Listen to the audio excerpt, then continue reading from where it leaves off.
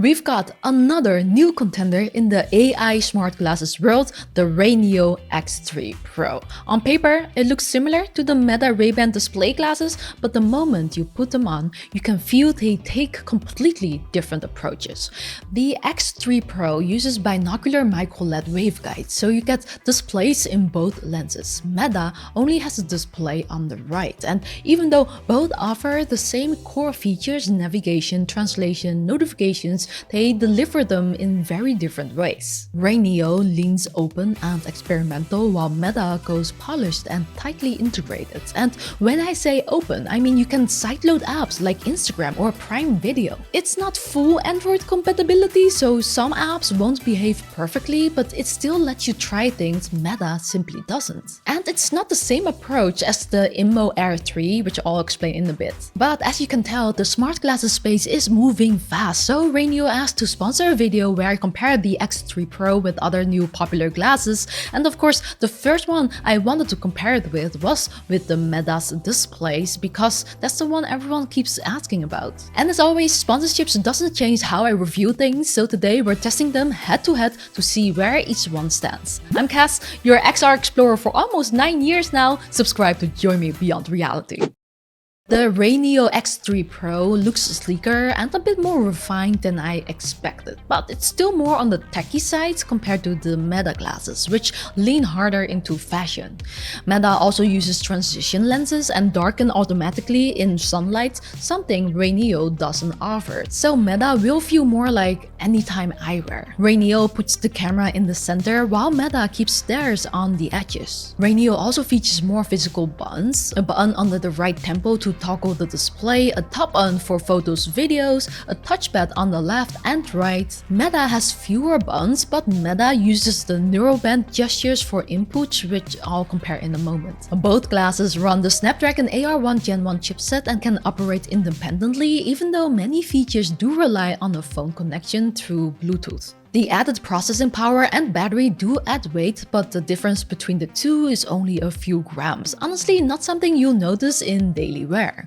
Still, every time I hold glasses like these, it just shocks me how much tiny tech they manage to hide inside. It's like someone's trying to speedrun Moore's law on eyewear. When you put both glasses on, the differences in the display show up immediately. The RayNeo X3 Pro uses a binocular micro-LED setup, as I said before, while the Meta Ray-Ban display only projects into the right lens with a single LCOS display. That alone already changes how each screen feels. RayNeo gives you a 30-degree FOV, Meta sits at 20 degrees. RayNeo actually has a higher resolution as well at 640x480, and because the FOV is wider, it spreads that image over more space, giving it 27 ppd. Pixel per degree.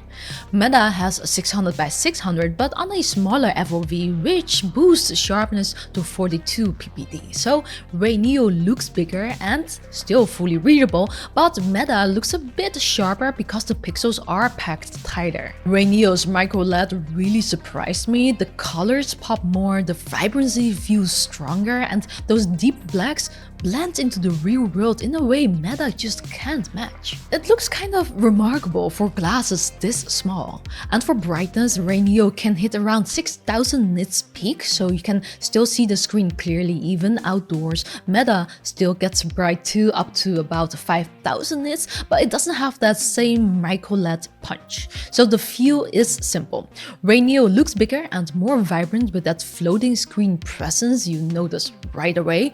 The Meta display is more subtle, feels more like a small hut you glance at, which stays out of the way until you need it. RayNeo opens with the simple home screen showing battery and status. Swipe left and you get all your phone notifications, which is an important one because this is something Meta's glasses still don't offer. Swipe right and you see all the apps installed on the glasses, similar to Meta's layout. But here's where RayNeo does something special because it uses binocular waveguides.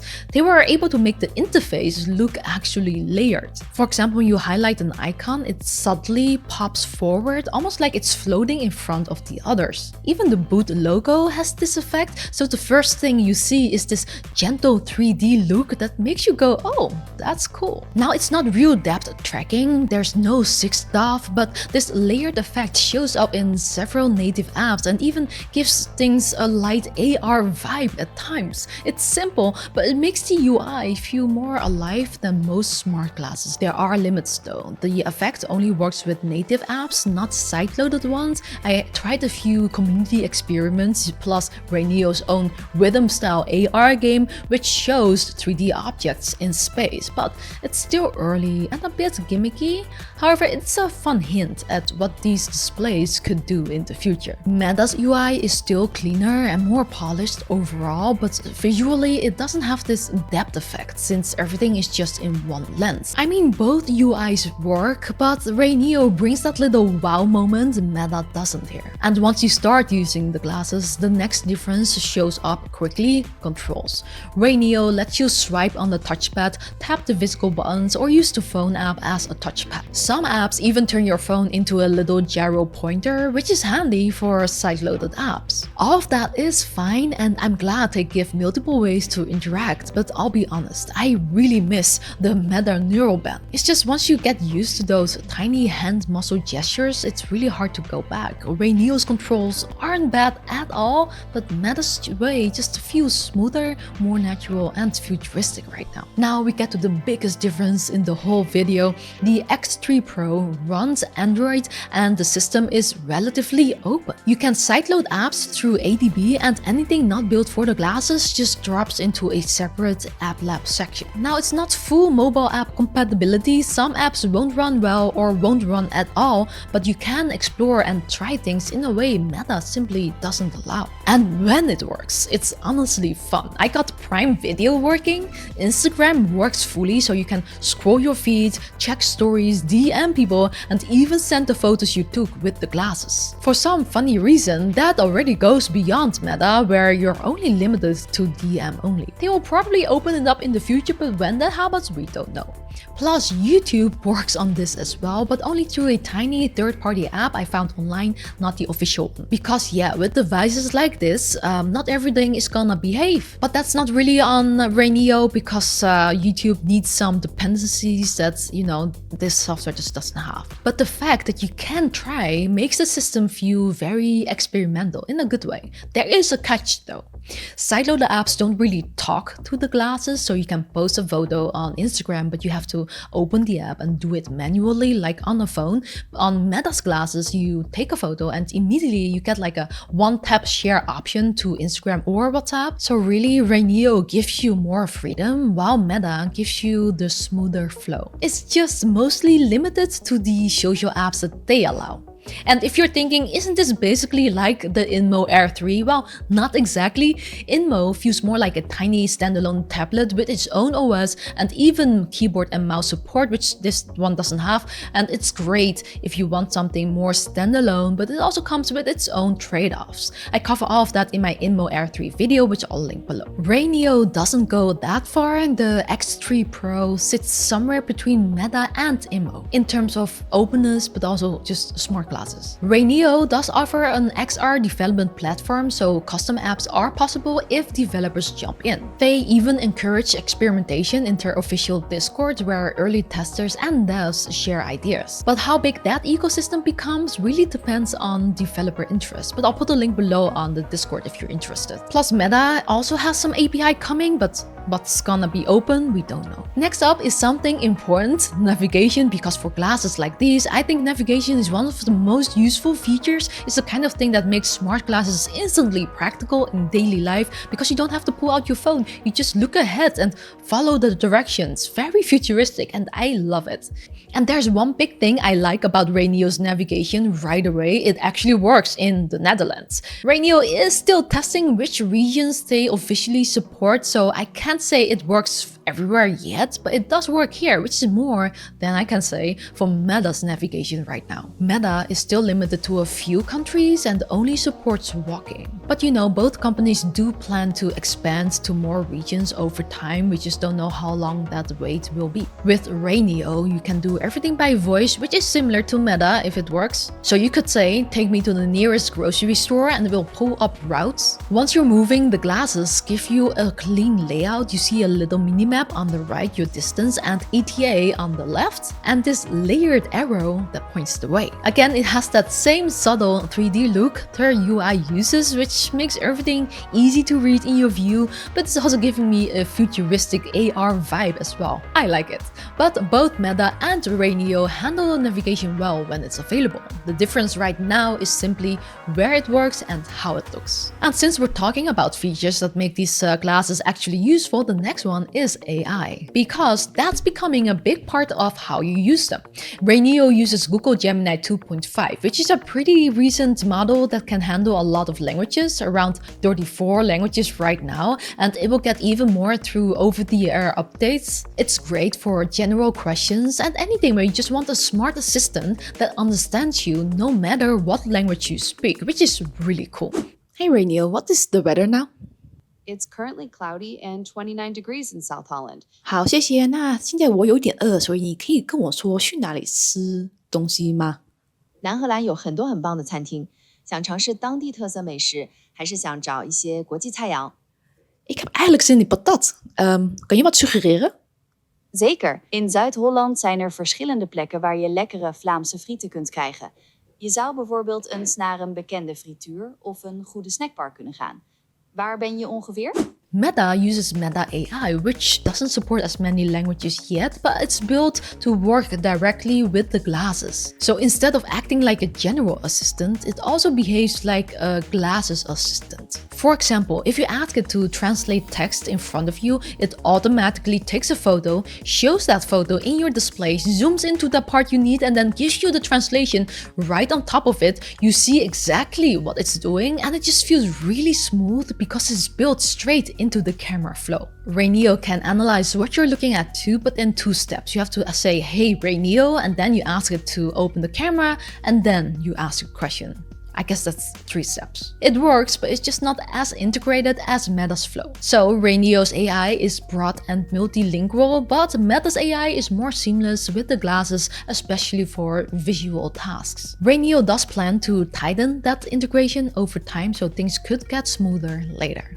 For now, we'll just have to keep an eye on how fast that improves. Both glasses use a 12-megapixel camera and both give you a live viewfinder in the display, which makes framing shots super easy. The quality on both is solid and they're genuinely fun for first-person view style clips, especially when you want your hands free. There are a few differences though. RayNeo lets you record clips up to 9 minutes, which is great. Meta is more limited here with clips up to 3 minutes. But RayNeo's stabilization isn't great when you're walking and filming. Meta handles that noticeably better, so I hope that they can improve that by software. But they do something I really missed on the RayNeo, a 3x digital zoom. It feels futuristic when you use it because you can zoom in by twisting your wrists, and it's super handy for capturing things that aren't right in front of you, although you do lose some quality. But one thing both glasses still share, unfortunately, is that they only shoot in portrait mode. I expected RayNeo to give us landscape as an option, but it's not there yet. RayNeo gives you 32 gigs of storage and 4 gigs of RAM, while Meta offers 32 gigs of storage and 2 gigs of RAM. The photo album experience is different too. RayNeo smartly added a few sample photos and videos inside the glasses, and honestly, they look beautiful in here. It's just a perfect demo for what their micro LEDs can do. The deep blacks and richer colors I talked about earlier, they really show it off here. On the Meta side, the strength isn't visuals, it's again the convenience. Everything you capture is, for example, instantly shareable with one tap to Meta's social apps. But onto the next, translation works well on both glasses, but there are 2 clear differences.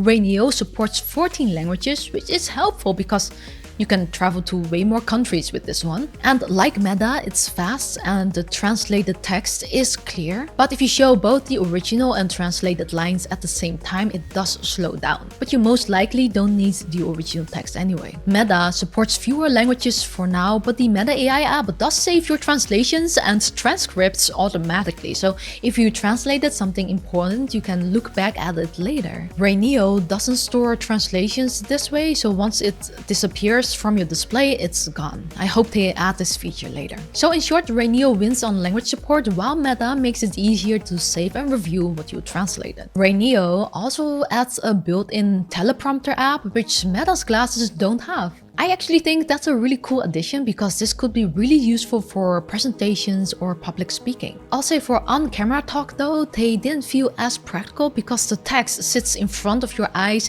You end up looking slightly away from the camera while you read, which doesn't feel very engaging on video. But for real-life presentations, this could be really great. I'm definitely going to try it probably next time I have to present something. But what you'll probably use the most is the media and audio side of the things. RayNeo's audio modes are solid.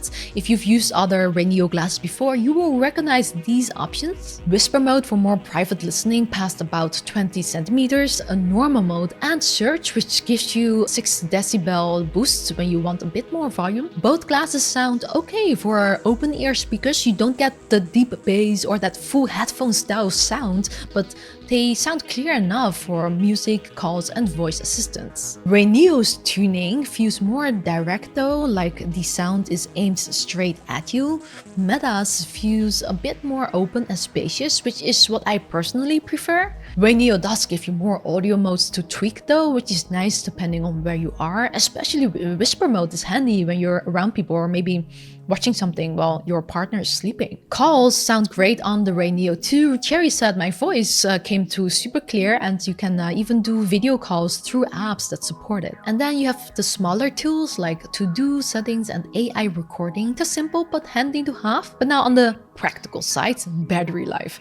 The RayNeo X3 offers about 5 hours of battery life and fast charges from empty to full in roughly 38 minutes. Meta provides approximately 6 hours, but its key advantage is the charging case, which allows for seamless all-day topping up, similar to a power bank. With RayNeo, you need a power bank for long days because recording or running side-loaded apps just drains it much faster, though Meta isn't much difference in this case. But honestly, I wish RayNeo added something small like a little opening in their glasses case so you could keep it plugged into a power bank while the glasses sit safely inside. Just would have made the experience more smoother. Another thing I noticed is light leak. RayNeo actually has less reflections coming in from the sides compared to Meta. It's still there, but noticeably less distracting. Not a deal breaker, but something to mention. Now, before we wrap up, a quick note on pricing. Meta's Ray-Ban display glasses start at $799.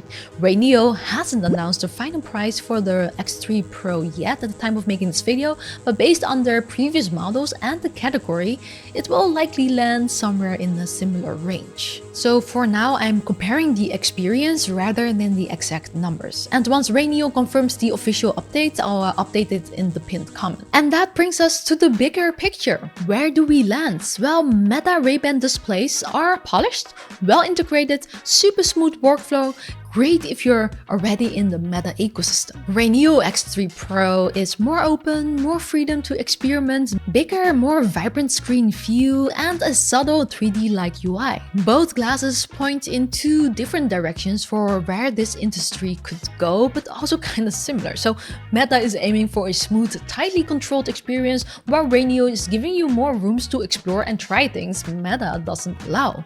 But they overlap on many features. The difference is really how much freedom you want on top. I personally do think there's real potential in RayNeo's open approach, but the one area I would still love to see them push is design.